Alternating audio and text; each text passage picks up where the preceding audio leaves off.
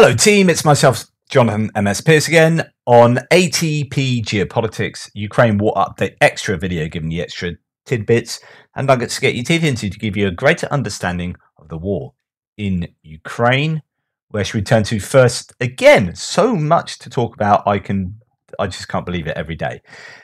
Nonetheless, we have to start somewhere, so let's start with this A-50 radar plane that the Belarusian partisan group Bipol supposedly damaged the other day, and there have been lots of pro-Russian voices saying there's no evidence of this, and people who are skeptical going, well, it would be good to see some evidence. Well, it's been interesting today. So first of all, that plane is supposedly taken off from Belarus and flown to Taganrog for repairs. So that whether it's definitely doing that, I don't know, but that's the claim. And that would suggest it has been damaged. And then we see this. Now, this drone footage doesn't show any damage to the aircraft. Indeed, it looks like it's a reconnaissance drone that was sent in before the drone that did the damage was sent in. And this drone landed on the A-50. It's quite incredible footage. Again, it doesn't prove that the airplane was damaged itself, but we now have evidence that it was able to be approached at this from outside of the base by a drone. And here the drone even lands on the radar. Does a bit of a reverse. Wow. Turn around. 3-point turn. And then it sits itself down on there. Then it takes off and leaves. So this, to me, is pretty good evidence. If you're piecing together evidence to suggest that this damage took place, well, we know it's plausible. We know it's plausible because we have drone footage of a drone landing on top of the plane. So there obviously isn't or wasn't active electronic warfare and air defense systems to stop this kind of kit entering the base and doing things. Okay, moving on to something else. So this is the organizational price of the Russian army's conscript labor is free, 19th century logistical mindset. So the idea that you've got, hey, we've got conscripts who are doing a job, yeah, but then they're not particularly well trained. They're not doing a very good job of what they're doing. And also they don't have great equipment like pallets, forklift trucks, all these kind of things that modern decent armies have for loading and unloading and storing things like ammunition. This is also going to be as a result of HIMARS taking out proper ammunition depots, so that the Russians are now not having large accumulations of ammunition within an 100-kilometer range of the front line. So what do they have to do? Well, they have to come and drop ammunition in basically out in the open in much smaller sort of quantities more regularly. And that leaves, it leaves little storage places like this, just a part of a field or somewhere where you've got a bunch of ammunition just left out in the cold or in the rain. The Russian army logistics will never get any better as long as they rely on serf or slave labor, says Trent Telenko. It took generations for the US military to fully integrate mechanized logistics into all of its physical infrastructure, vehicles and training. Simple things like D-rings built into your truck bed are big fat hairy deals if you want to secure loads of pallets on a tactical truck. So is putting 4 square holes in the truck bed for light jib crane adapter kit. This way a 2,000-pound engine or artillery shell pallet can be lifted onto and off the truck by one guy. Of course, the US Army has to use the term light material handling crane, LMHC, to put something on this, something like this on a FMTV truck. US Army supply bureaucracy always has to turn a simple descriptor term like jib crane into a 4-letter acronym. But just as the 4-letter acronym is a reflection of US Army culture, so is the LMHC on that FMTV truck. It is a physical statement that the labours of free men are expensive to the US Army and must be replaced with physical capital for higher productivity per man hour. In logistics, like much else in life, things look the way they do for reasons. That Russian Army ammo dump looked the way it does is because it reflects the institutional, organizational, and cultural values of the Russian army. Exploiting conscript labor is free. as I always say, concentrate on the little things. The little things tell you an awful lot. That you see these ammo dumps getting blown up by drones, just dropping simple IEDs to take out all of that stuff, and I can show you plenty of video footage of such things. You know, though, as he says, those are left that way for a reason, and that reason is that they're not doing things properly. The senior Western military intelligence leaders missed this reality for 80 years until the undeniable, the Russian army emperor has no clothes, visual evidence of the Russia-Ukrainian war says a great deal about their institutional, organizational and cultural values. The phrases that come to mind are the following. There are none so deaf as those who do not wish to hear, nor none so blind as those who do not wish to see. And US intel people did see Ralph Peters' book, Red Army, on the Russian animal labor logistics circa 1989. A lot of budgets, careers, and positions of power were built upon delusions of Russian army military power for the last 80 years, not its reality. Pushback people like someone else that he knows and myself are getting for removing the scales of delusion from the public's eyes on the lack of mechanized logistics in Russia's artillery supply chain are from those deeply invested in those delusions of Russian army power. Lots of reasons. The protection of phony baloney jobs above all else. It's the idea that you know, Russia really aren't as good as people think they are or have historically claimed they are. At least their army isn't as good. If we come and look at this thread, I do want to show you. I wonder if this has the video. No, it's a different thread. I'm going to go and try and find you a little bit of video to support this.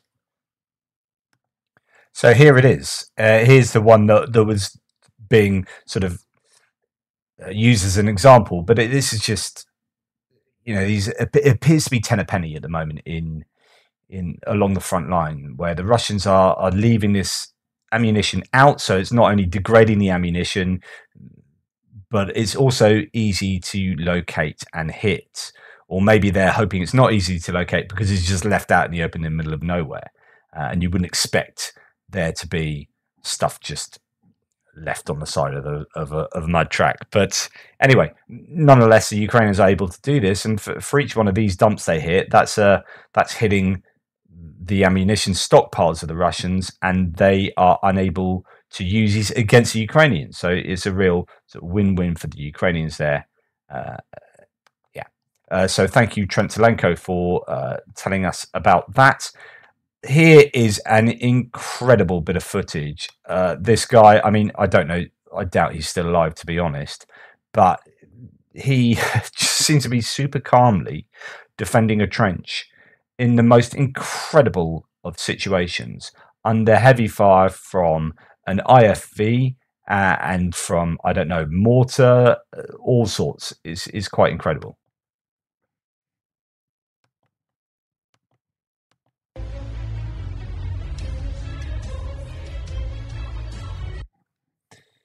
Just take the sound off there just in case. So here he is getting absolutely raked here by, I don't know, 30 mil, maybe something similar, but heavy rounds. Bits firing off, and he gets one weapon. Here's the vehicle firing at him, apparently. He gets, you know, I can tell whether he had got a grenade launcher there and just popped off a couple, or whether it's just he's firing off. Oh, and look how close that was. And he's still unperturbed, firing off a few bits and pieces. And then look at that explosion next to him. Again, unperturbed, he's still going. Just incredible. Loading up some stuff. And bosh, that whole tree fell down just behind him. And he's still going. Just absolutely insane. And then another big explosion. Huge caliber, just firing off right next to him. Just absolutely incredible. And yeah, there you go. Still, look at that. Just insane. I don't know. Well, you hope that someone like that survives, but who knows? And here we have a round. Look at the size of that round. There's the thumbnail there. So this is a considerable round. Now, this was lodged in this chap's ballistic vest here.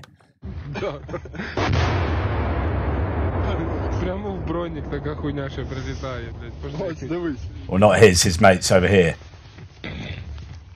Absolutely incredible. Он в натуре на самом деле внутри киборг, блядь. Вот тут же роботы, блядь. На наркоте, блядь. Вот такие, блядь, пацаны. Unbelievable.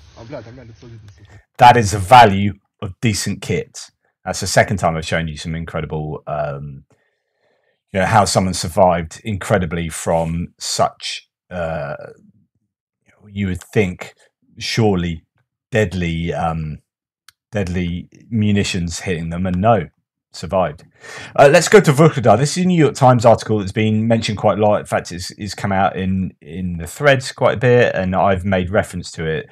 It's in an epic battle of tanks, Russia was routed, repeating earlier mistakes. A 3-week fight in the town of Vuhledar in southern Ukraine produced what Ukrainian officials say was the biggest tank battle. So remember, a battle isn't just like one thing that takes place on one day. It's a battle over 3 weeks, biggest tank battle of the war so far, and a stinging setback for the Russians. Some people like Kaufman and others have said, analysts said, this isn't really a battle, it's just a bunch of tanks driving into mines.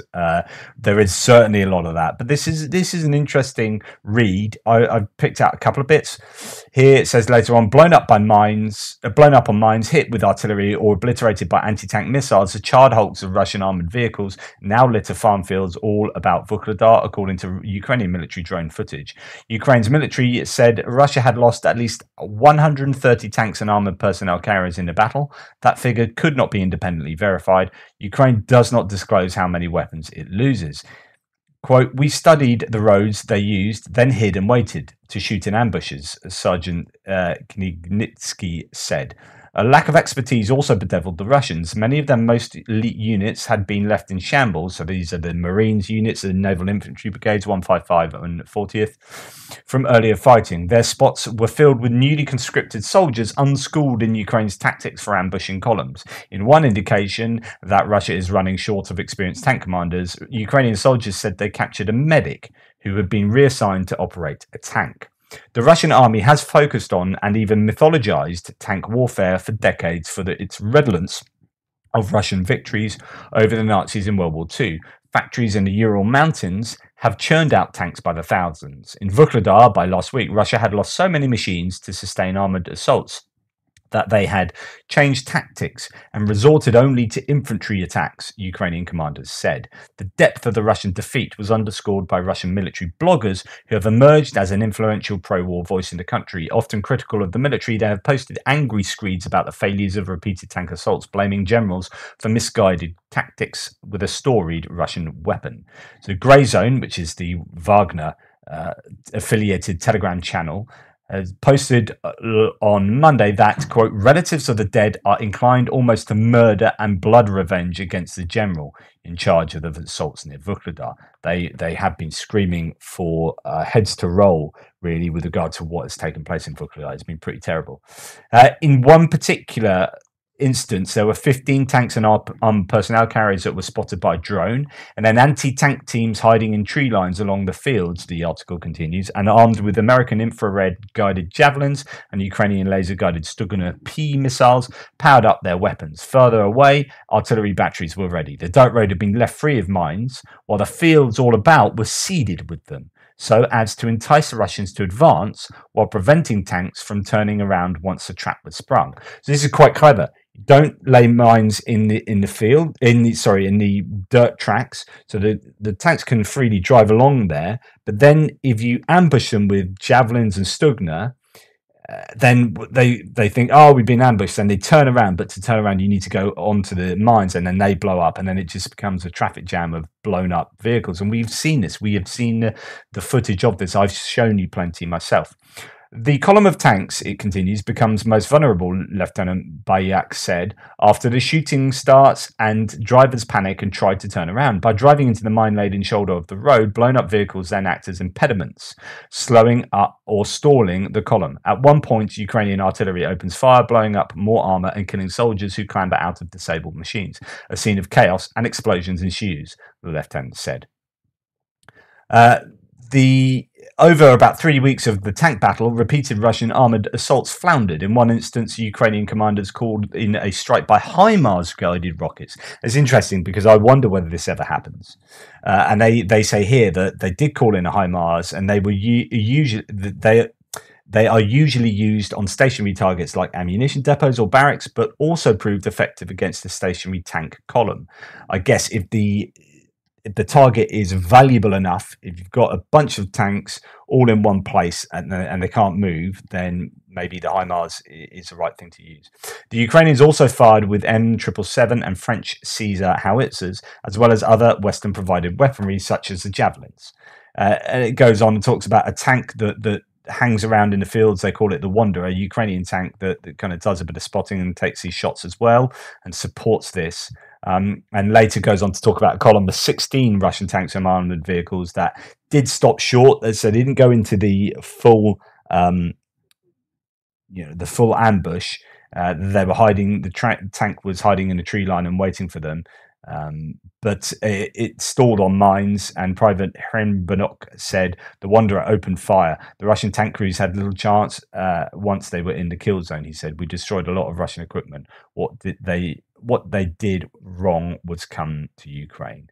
And that's where it ends. So just a little insight into what goes on in around Vuhledar and some of the tactics that are used to try and entice Russian columns into positions, into kill zones, what they call the kill zone, and they just absolutely hammer them. I'm going to now talk about the Kakhovka Dam on the Dnipro River, and this is there's been quite a bit of talk about this recently because they've now realised that the dam is at the lowest point it's been in the last, the reservoir is at the lowest point it's been in the last 30 years. There's a video by William Spaniel that you might want to look at. It says Russia just took a big dam risk. Is Moscow running out of soldiers? And sort of tries to work out exactly what's going on here. So the issue is, let's look at it on my map. The issue is that during the retreat of the Russians from Kherson, so if you remember, they were all around here, and then all the bridges got blown. And eventually the Russians did do an operational withdrawal. But as they did that, they blew up the bridge part of the dam here in Kakhovka. Now, the bridge, they were careful to blow up the bridge, but they didn't blow up the sluice gates. This is a very particular action that they did. So, in other words, to stop the Ukrainians coming across, but allowed them still to have control over the sluice gates. And then they opened the sluice gates. Now, the question is why they did this. At the time, there's lots of theorizing about them trying to flood the river so that the Ukrainians would struggle to cross it. Now, flooding the river would mean the water level would rise on the river, but it would actually more affect the eastern side because it's lower here and higher on the western side. So this left bank of the river, the Russian side, would actually be more affected by that rising of the water levels. But they haven't closed those sluices up, and they've been letting out the water from this reservoir. The question is, well, why are they still doing that? There's a couple of theories going around. One is that, but again, why would they want to do this? It would endanger the cooling systems of the nuclear power station in Vuhledar here that requires the water level to be of a certain height to actively cool those rods. But also it affects the irrigation of agricultural land. However, the land that it affects the most is on to the east of the Dnipro. So they're actually affecting their own land. This is agricultural land that is in Russian-occupied Kherson and Zaporizhia. And this is part of Russia, as according to Russia. So again, that's a bizarre thing to do. Are they trying to do ecological damage, agricultural damage, nuclear damage? What are they doing? William Spaniel talks about how this was originally, he theorizes, it was originally a way of stopping the Ukrainians from coming across because they didn't have the troops to fight them on this front. There were things going on elsewhere, and the recruitment was poor, and this was at the end of last year. But now it's less of a prevalent position for them. They have got mobilized people have been brought into the front line. So again, there's just this what is going on scenario. NPR have got a pretty decent article from a week or so ago, no, a couple of weeks ago, saying since early November 2022, water has been gushing out the Kakhovka reservoir in southern Ukraine through sluice gates at a critical hydroelectric power plant controlled by Russian forces. As a result, satellite data shows the water level at the reservoir has plummeted to its lowest point in 3 decades. And you can see that on the graph there.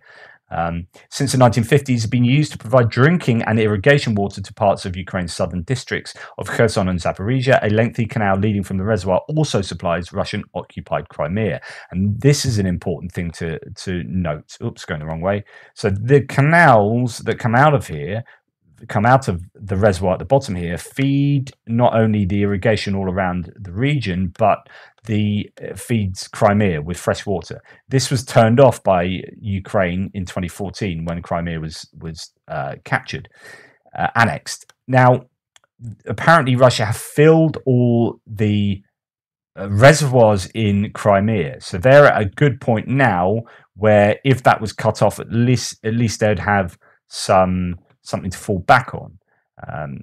Let's go back to the NPR. So the reservoir is essential and supply water to otherwise arid farmland in the southern part of the country, according to Brian Kunz, a geographer in the Swedish University of Agricultural Sciences, who has studied farming in southern Ukraine. A network of canals leading from the reservoir irrigates roughly 200,000 hectares, or 494,000 acres of farmland that is used to grow sunflowers, grain, and vegetables. It's very important locally, Kunz says. The reservoir was also a critical source of water for the Crimean Peninsula, which is supplied by a 403-kilometer, 250-mile canal. After Russia invaded Crimea in 2014, Ukraine diverted water from the canal, leaving the peninsula parched. Following Russia's larger invasion of Ukraine in February 2022, one of the goals was to restore Crimea's water supply, and Russia did so that summer by diverting water out of the reservoir. And this is hugely important. This was such a major objective for the Russians here. Crimea is super important for them, and that lack of water coming to Crimea had actually caused a huge problem since 2014. They had basically pretty much droughts, also really poor water quality, dirty water, lots of issues with water supply to Crimea for 8 years. There's a really major objective was to get to the Dnipro and cross it and get hold of that water and water supply. Russia appeared to have spent several months using the Kakhovka reservoir to refill a network of reservoirs in Crimea, according to David Helms, a retired meteorologist with decades of experience working for the US federal government, most recently at the National Oceanographic and Atmospheric Administration. There are 23 reservoirs and they're all topped off, he says. However, immediately after the detonation, so this is skipped a bit, so this is where they blew the road on the dam. It appears the Russian forces deliberately opened used two gantry cranes on the Russian-controlled side of the dam to open additional sluice gates, allowing water to rush out from the reservoir. So this is controlled by the Russians, and the Ukrainians are unable to close them. And it just goes on to say it's just still unclear motivations. There are different theories about sort of giving Ukraine hassle here in different ways, but really it's actually affecting the Russians more. So I'm not giving an answer here particularly, just sort of pointing out to you that this is a problem, and this potentially can be a nuclear problem, an agricultural problem, and a water problem, a freshwater problem, but lowering that reservoir is more of a problem for Russia than for Ukraine. So I'm not quite sure what their game is. So now I'm going to take you to an image I showed you, I don't know, a week ago, maybe more, maybe less. I don't know. Time flies when you're in the middle of a war, or in my case, reporting on one. So this is some Russian sources were claiming that Russia had a defense manufacture industry that was making things like T-14 Armata tanks, T-90, whatever. You had an image of this factory line, and then Ukrainian sources came back and said, well, actually, these things are under wrap. There's dust in places. This is not a factory line where it's in some kind of order. This looks like basically storage, because they can't get the parts to finish off making these, so on and so forth. Anyway, it appears that the Ukrainian narrative there was correct and the Russian one wasn't. So on the 20th of February, that's when it was, Russian mainstream media, I presume it is, released these pictures. In the factory, there was a T-14 spotted, and according to Russian propagandists, they were assembling these T-14s alongside T-90s and BMPTs, those are Terminator ones. But this Armata has stood here since 2020. Notice the tarpaulin and side skirt section. They are similar in both pictures. So here we have that same factory, but from a different angle with different lighting back in 2020. And you've got exactly the same tank in exactly the same position, still unmoved. So this isn't a case of this tank being manufactured in the middle of the process. This is something that has been stored for 3 years and has not been completed. Why? Because they don't have the money, they don't have the parts, whatever. That is Russian propaganda straight up. Okay, let's talk about losses and comparison of losses. This is a chap called Ryan C saying, I've seen the following casualty rates tossed out. So 150,000 Ukrainian casualties for 220,000 Russian. That's at 1.46 times. That's a Russian journalist connected with RU Mill. Not quite sure of who that is, but the idea that 150,000 to 220,000 represents a 1.46 ratio. Then 100,000 Ukrainians to 180,000 is 1.8. That's another source. And 100,000 to 200,000, which is the US or NATO estimates, is a 2 times ratio. The spread between Russia and NATO estimate ratios isn't that great. The average is about 1.77. So then looks at other wars to look at the averages, previous ratios. In 1991, the Gulf War was 100 to 114 times. 2003 version of that was 20 times. Suez War was 10.34 times. 6-Day War 3.7. Mogadishu 3.42. Okinawa 2.44. So on and so forth. So actually, there's not a huge difference there. But he goes on to say the difference in this war is going to be in Ukraine's capability of regenerating those losses, both manpower and material-wise. The Ukrainians are getting, or if they are getting, a 30-to-1 ratio against Wagner. At 30,000 Wagner casualties, that's 1,000 Ukrainian troops removed from this year's campaigning. Casualties are casualties. It doesn't really matter if someone is killed in action or wounded in action on a short-term scale. They're rendered combat ineffective from a military planner's point of view for this campaigning season. As we enter year 2, this is when the Ukrainian medical care shows up in the numbers, because the Ukrainian troops wounded in 2022 will have worked their way through the medical replacement system, recovery, convalescence, rehabilitation, retraining, and sent back to the front. Russia, on the other hand, nope. There's too many irrecoverable casualties from 2022, and they're not getting back this year due to them having no medical system to speak of. Additionally, the cold frostbite casualties from this winter will further pinch 2023 operational planning. Another factor is that the Russian troops who could have trained the Mobics of 2023 became casualties themselves in 2022, such as the VDV who were massacred at Hostomel early in the war. There's lots of reporting on the notion that the Russians don't have any trainers left, or effectively have no trainers left, because they were all sent to the front lines and were killed or are still involved in frontline activities. Ukrainian casualties have also been heavy, and it points to Oryx's estimates for the BMP-1s that Ukraine have had a significant loss of BMP-1s in particular. In 2020, IISS estimated that Ukraine had 193 BMP-1s, and so far Oryx has them having lost 252 of these. So the extra ones were presumably those that have been refurbished from stockpiles or captured or whatever. If we go by Soviet style, 30 vehicles per battalion, that's 8.4 there or thereabouts. Ukrainian mechanized infantry battalions that have been worn out with attendant manpower casualties from counting BMP-1s alone. The difference is Ukraine has fresh battalions being trained in America, Poland, UK, who will then train new battalions in Ukraine.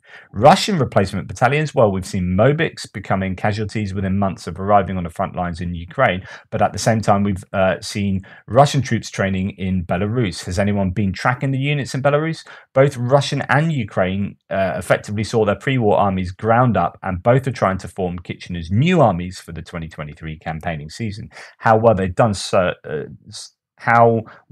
done will become clear within the next few months, maybe sooner, if Russian artillery logistics collapses.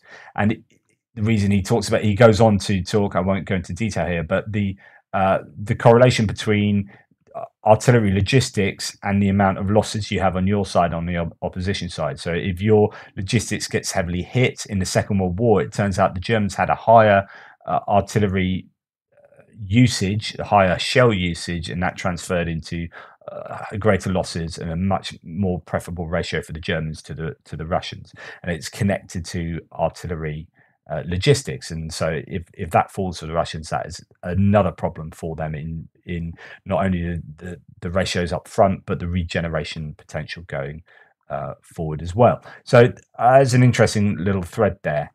And finally, we're going to come on to another bit of bungling information space manipulation by the Russians. So this Yahoo News article from Michael Weiss, great to follow on Twitter. Sorry, I've gone a bit highlighter crazy. How Russia's security service framed an Estonian prisoner as a secret agent. They were too lazy to know or care that the guy they framed was currently sitting in our prison. Okay, so it starts off, I'm a foreign agent of the special services of the Estonian capo. The man, that's a quote from this guy. The man whose face had been blurred and whose voice had been rendered into bass states on camera, quote, for a long time I carried out tasks assigned to me by representatives of the Estonian capo, both on the territory of Estonia and in a number of other European countries, as well as on the territory of the Russian Federation in relation to civilians and including members of criminal groups. To hear Russia's Federal Security Service, or FSB, tell it, the unnamed 36-year-old Estonian national was captured in the Arctic Russian city of Murmansk in late June 2022. A spokesman for the FSB in Murmansk stated that the suspect was going to, quote, collect information about the employees of the FSB with access to state secrets and individuals who provide with them confidential information.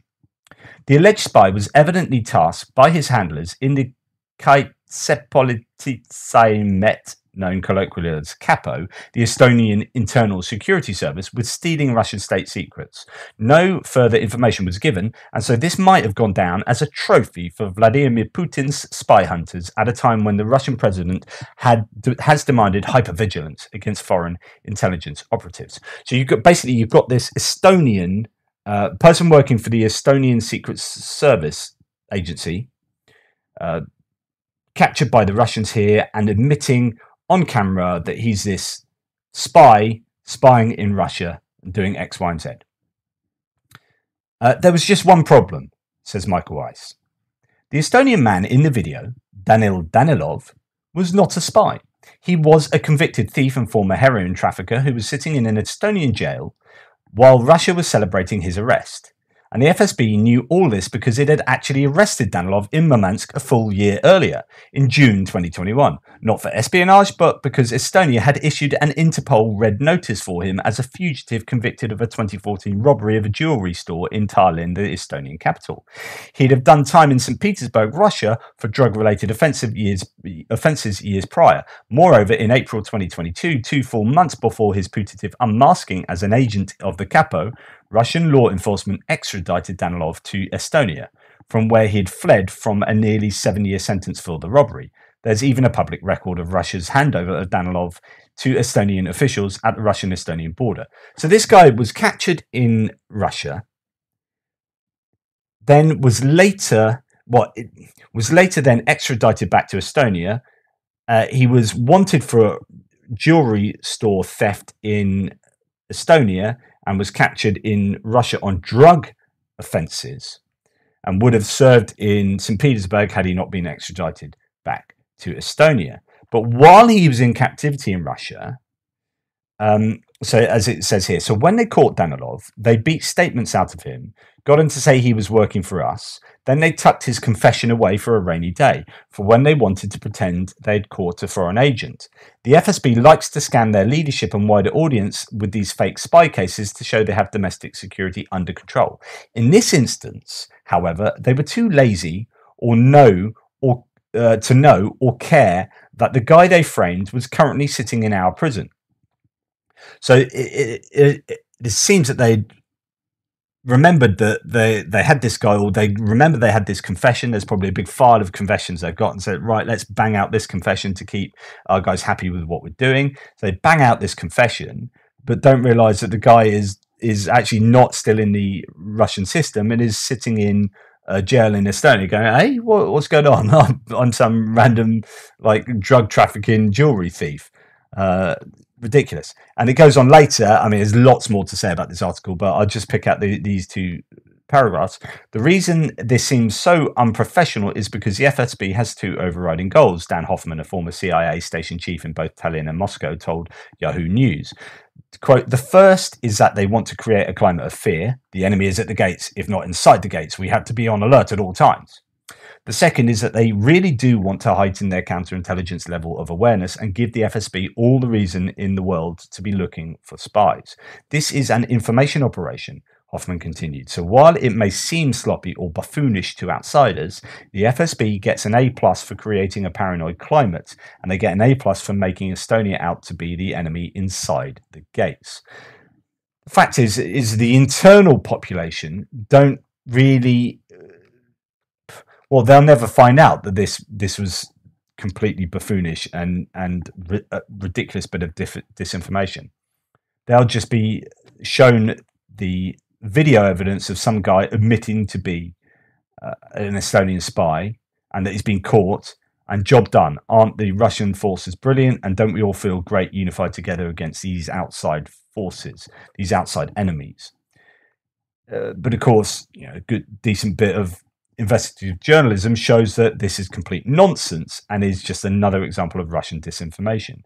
The question is, the point is that it doesn't really matter that it's buffoonish. It still does the job, I guess, it's supposed to do or is intended to do. Anyway, there you go. That was today's gamut of nuggets for you. I hope that you got something out of them. Thank you so much for your support. Thanks to all the amazing channel members. You are legends, one and all. Thank you so much to the supporters of the channel. I'll give you a big shout out tomorrow. Really appreciate everything. Take care, and I'll speak to you soon.